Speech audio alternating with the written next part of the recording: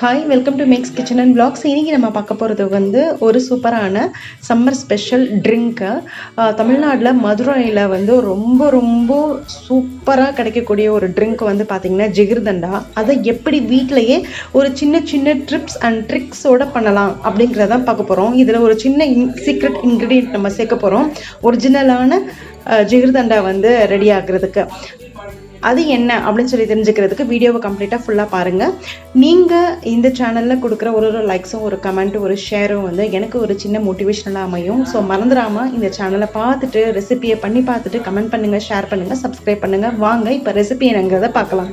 நம்ம சேனலை இன்னும் சப்ஸ்கிரைப் பண்ணாதவங்க மறக்காமல் சப்ஸ்கிரைப் பண்ணிக்கோங்க. பக்கத்தில் இருக்கிற பெல் ஐக்கானையும் ப்ரெஸ் பண்ணுங்கள். அப்போ தான் நான் போடுற வீடியோவோட அப்டேட்ஸ் உங்களுக்கு வரும்.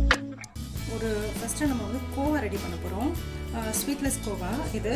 அதுக்கு வந்து பார்த்திங்கன்னா மெஷர்மெண்ட் வந்து என்னென்னா 1/2 கப்பு மில்க் பவுடர், அதுக்கு 1 கப்பு பால், 2 டீஸ்பூன் இவ்வளோ இருந்தால் போதும்.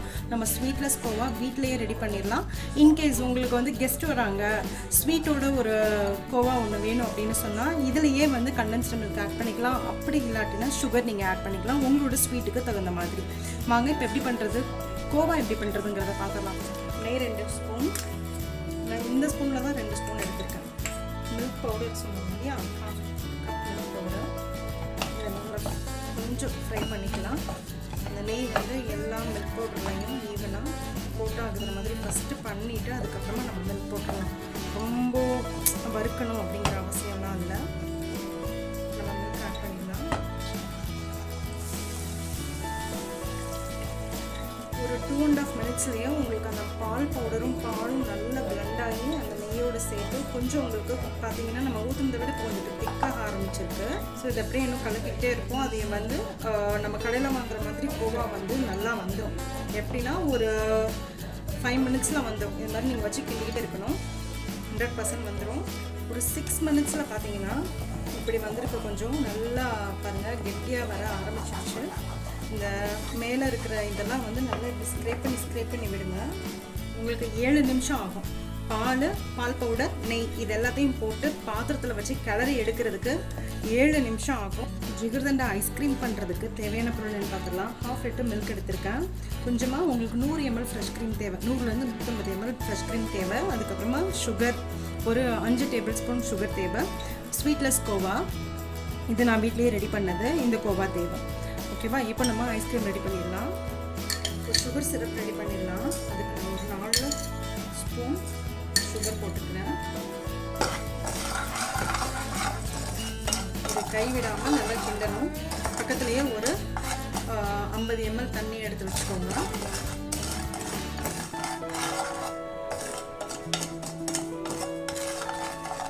இது பண்ணுறதுக்கு ஒரு 5 to 7 நிமிஷம் ஆகும். இந்த சுகர் சிரப் ரெடி ஆகுறது. சுகர் நல்லா கரைஞ்சிருச்சு பாருங்க. கைவிடாமல் நம்ம கிளறணும். இந்த தாங்க அது நல்லா பொங்கிடுச்சு. இந்த டைமில் நம்ம கிண்டிக்கிட்டே கொஞ்சமாக தண்ணி ஆட் பண்ணிக்கோங்க. பார்த்து மேலெல்லாம் தெரிக்கும். நான் ஆஃப் பண்ணிட்டேன் ஸ்டவ்வை. இப்போ இதை நம்ம ஒரு பாத்திரத்தில் மாற்றி வச்சுக்கலாம். ஸோ இப்போ நமக்கு சுகர் சிரப் ரெடி ஆகிடுச்சு. பால் 1/2 லிட்டர் பால் அடுப்பில் வச்சுருக்கேன். இது நல்லா ஃபுல் ஃபேட் மில்க். இந்த பால் வந்து நல்லா காயட்டும். 1/2 லிட்டர் மில்க் இருக்குது. மில்க்கு அடுப்பில் வச்சுருந்தோம் இல்லையா, அது இந்த மாதிரி ஏடு வரும்போது அந்த ஏடு எல்லாத்தையும் கம்ப்ளீட்டாக உள்ளே தள்ளி விட்டு இந்த பாலோடு சேர்த்து நம்ம குக் பண்ணணும். நான் 1/2 லிட்டர் பால் வச்சுருக்கேன். இது வந்து 1/4 லிட்டராக குறையிற முடிய நீங்கள் பண்ணிக்கோங்க. சுண்டி வரணும் நல்லா. ஸோ கொஞ்சம் கிளறி விட்டிங்கன்னா அந்த ஏடு ஃபார்ம் ஆகாமல் அந்த ஏடு எல்லாத்தையும் உள்ளே தள்ளி விடும்போது உங்களுக்கு நல்லா திக்கான பால் அந்த ரப்டிலாம் செய்யும்போது நமக்கு கிடைக்கும் இல்லையா, அந்த மாதிரி பால் கிடைக்கும். நல்லா கிண்டி அந்த ஏடு எல்லாத்தையும் உள்ளே இழுத்து விட்டுடலாம். பால் நல்லா ரெடியூஸ் ஆகும். பால் பார்த்திங்கன்னா நல்லா சுண்டிடுச்சு. ஏடெல்லாம் வந்து நம்ம எடுத்து விட்டாச்சு. நல்லா சுண்டிடுச்சு பால். இந்த டைமில் கொஞ்சமாக சர்க்கரை சேர்த்துக்கலாம். நான் ஒரு 1.5 ஸ்பூன் தான் சர்க்கரை சேர்த்துருக்கேன். ஏன்னா நம்ம அடுத்து சுகர் சிரப் வேறு சேர்க்க போகிறோம். ரெடி பண்ணி வச்சுருந்தோம் இல்லையா. ஸோ இது மறுபடியும் இன்னும் கொஞ்சம் நேரம் சுண்டட்டும். ஏன்னா சர்க்கரை போட்டிருக்கிறதுனால பால் வந்து கொஞ்சம் நீர்க்கும். அதனால் இன்னும் கொஞ்சம் சுண்டட்டும். நல்லா கரைஞ்சிருச்சு. இந்த டைமில் நம்ம சுகர் சிரப் ரெடி பண்ணி வச்சுருந்தோம் இல்லையா, இந்த மாதிரி இதை நம்ம சேர்த்துக்கலாம். கொஞ்சம் கொஞ்சமாக தான் சேர்த்துக்கணும். ரெடி பண்ணது எல்லாத்தையும் சேர்க்கக்கூடாது, ஏன்னா அப்போ உங்களுக்கு கலர் வந்து சேஞ்ச் ஆகிடும். ஃபஸ்ட்டு 1.5 ஸ்பூன் சேர்த்துருக்கேன், இன்னும் கொஞ்சம் சேர்த்துக்கிறேன்.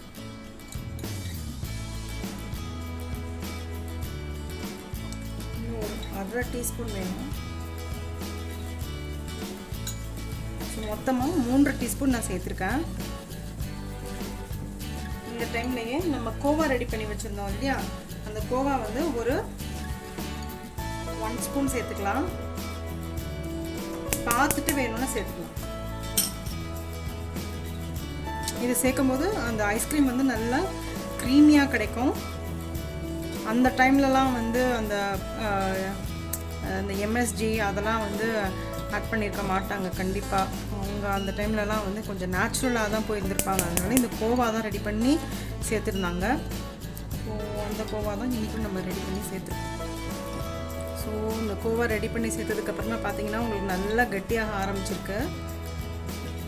இப்போது இதை ஆஃப் பண்ணிடலாம். ஆஃப் பண்ணிவிட்டு நல்லா சூடு ஆறட்டும். அதுக்கப்புறமா நம்ம ஃப்ரெஷ் க்ரீம் சேர்த்து பிளெண்ட் பண்ண போகிறோம்.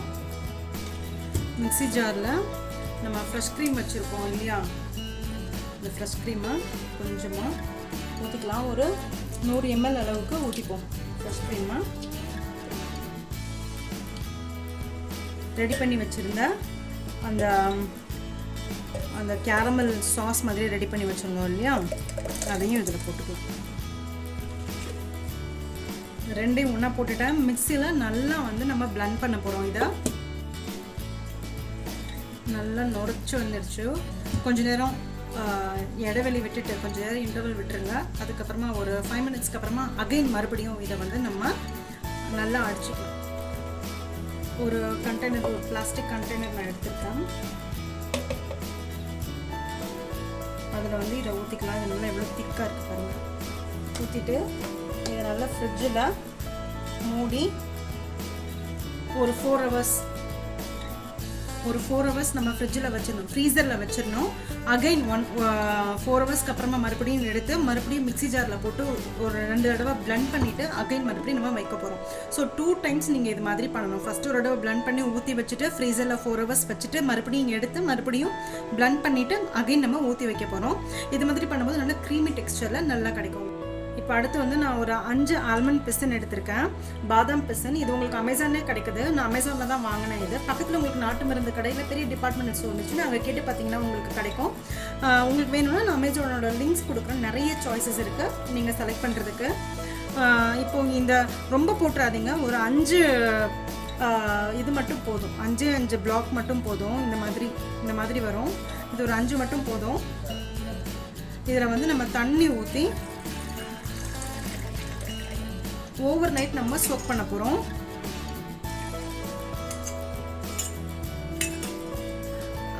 ஜிகர்தண்டாவை பொறுத்தளவு இம்மிடியேட்டாக பண்ணால் உங்களுக்கு அந்த மாதிரி உங்களுக்கு கிடைக்காது. கரெக்டான பக்குவமாக உங்களுக்கு வராது. எப்போயுமே இதை வந்து நீங்கள் முதல் நாள் ரெடி பண்ணி வச்சாதான் நெக்ஸ்ட் நாள் வந்து நீங்கள் பண்ணுறதுக்கு உங்களுக்கு கரெக்டாக வரும். இதெல்லாம் கொஞ்சம் ஊற வைக்க வேண்டிய விஷயம், ஐஸ்கிரீம் ரெடி பண்ண வேண்டிய விஷயங்கள் எல்லாமே இருக்குது. அதனால் இந்த பாதாம் பிசன் ஊறட்டும். நாளைக்கு காலையில் நம்ம ஜிகர்தண்டாவை மிக்ஸ் பண்ணும்போது பார்க்கலாம். 3/4 லிட்டர் பால் எடுத்திருக்கேன். இந்த பாலை ஃபஸ்ட்டு நல்லா காய்ச்சிக்கலாம். பால் வச்சுருந்தோம் இல்லையா, பால் பாருங்கள் நல்லா ரெடியூஸ் ஆகிருக்கு.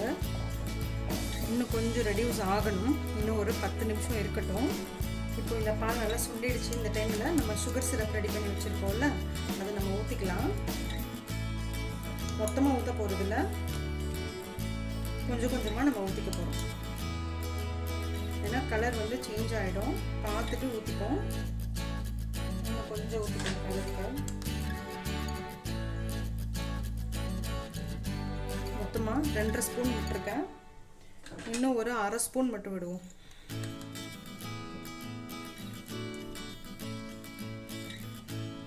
ஸோ 3 ஸ்பூன்னு. அதுக்கப்புறமா நார்மல் சுகர் இருக்குது இல்லையா, நமக்கு டேஸ்ட்டுக்கு தகுந்த அளவுக்கு எவ்வளோ ஸ்வீட் வேணுமோ அவ்வளோ ஸ்வீட் போட்டுக்கலாம்.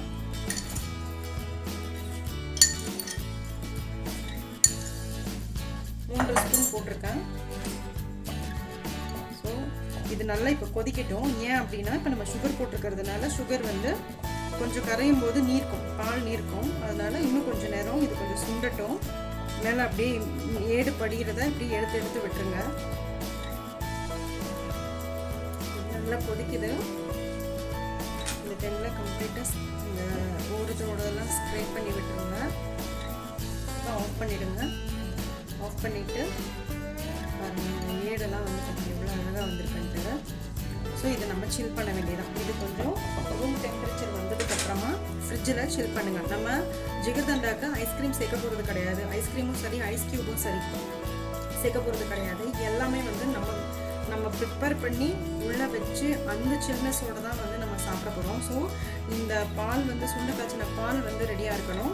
இதையும் வந்து நம்ம ஃப்ரிட்ஜில் வைக்க போகிறோம். ஆல்ரெடி ஐஸ்கிரீம் வந்து ஒன்று ரெடி பண்ணி வச்சுருக்கோம். அதையும் நான் 2 தடவை பீட் பண்ணி எடுத்து வச்சுருக்கேன். ப்ளஸ் சுகர் சிரப் ரெடி பண்ணி வச்சுருக்கோம். ஆல்ரெடி பாதாம் பிசன் வந்து நான் ஊற வச்சுருக்கேன். நெக்ஸ்ட் டே காலையில் எல்லாத்தையும் அசம்பிள் பண்ணிட்டா சூப்பரான ஜிகர்தண்டா ரெடி ஆகிடும். இப்போ இது கூலாக இருக்கட்டும். கூலானதுக்கப்புறமா ஒரு பாத்திரத்தில் மாற்றிட்டு நம்ம ஃப்ரிட்ஜில் வச்சு நம்ம அசம்பிள் பண்ணிவிடுவோம். ஃபஸ்ட்டு கொஞ்சமாக அந்த ஆல்மண்ட் பிசன் இருக்குது இல்லையா, அது ரெடி பண்ணி வச்சுருந்தோம்ல, அது போட்டுப்போம்.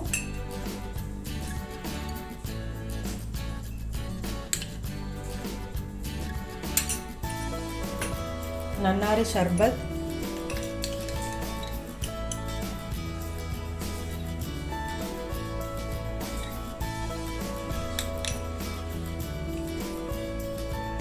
நான் ஒரு 1 டீஸ்பூன் போட்டிருக்கேன்.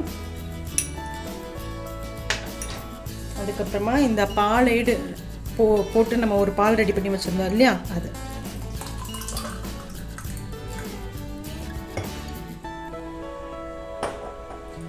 அப்புறம் இந்த ஐஸ்கிரீம் இதை வந்து நம்ம ஸ்கூப் பண்ணி வச்சிடலாம்.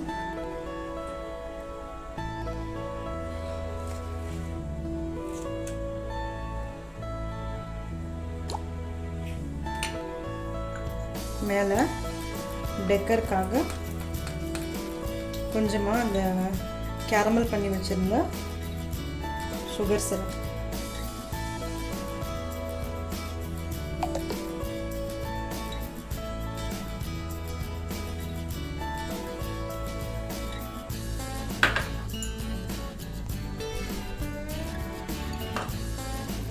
அவ்வளோதான், நம்ம ரெடி பண்ணியாச்சு. சூப்பரான ஒரு ஜிகர்தண்டா. இதை மிக்ஸ் பண்ணிவிட்டு நம்ம சாப்பிட வேண்டியதான். இதுலேயே வந்து 3 வெரைட்டி உங்களுக்கு கொடுப்பாங்க. சாதாரண ஜிகர்தண்டா, ஸ்பெஷல் ஜிகர்தண்டா, அதுக்கப்புறமா பாசுந்தி வச்சு ஒரு ஜிகர்தண்டா தருவாங்க. ஸ்பெஷல் ஜிகர்தண்டா வந்து என்னென்னா பால் ஏடு தனியாக ரெடி பண்ணியே வச்சுருப்பாங்க. அந்த பால் ஏடை எக்ஸ்ட்ரா போடுவாங்க. அதுதான் வந்து ஸ்பெஷல் ஜிகர்தண்டா. இது வந்து நார்மல் ஜிகர்தண்டா. இதை நீங்கள் மிக்ஸ் பண்ணி நீங்கள் சாப்பிட ஆரம்பிச்சிடலாம். ஸோ சூப்பரான ஜிகர்தண்டா ரெடி. கண்டிப்பாக வீட்டில் ட்ரை பண்ணி பாருங்கள்.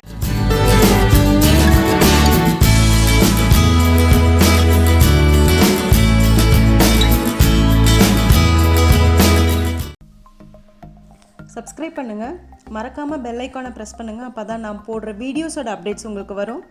லைக் பண்ணுங்கள், கமெண்ட் பண்ணுங்கள், ஃப்ரெண்ட்ஸோடு ஷேர் பண்ணுங்கள். தேங்க்யூ.